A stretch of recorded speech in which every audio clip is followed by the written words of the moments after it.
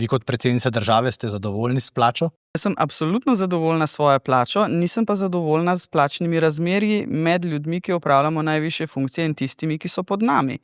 In če kaj, ni prav, da je predsednica države na 1745. mestu v državi po plači. Pred tednom dni sem brala članek v Financah, pred menoj in predsednikom vlade sta načelnik generalštaba Slovenske vojske, predsednik ustavnega sodišča, predsednik vrhovnega sodišča.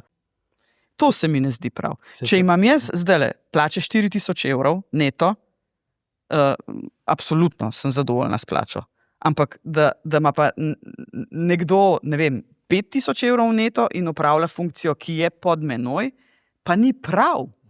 In to bi bilo treba enkrat popraviti, ugrizniti v kislo jabolko. Mi z nizkimi plačami na najvišjih državnih funkcijah delamo negativno selekcijo.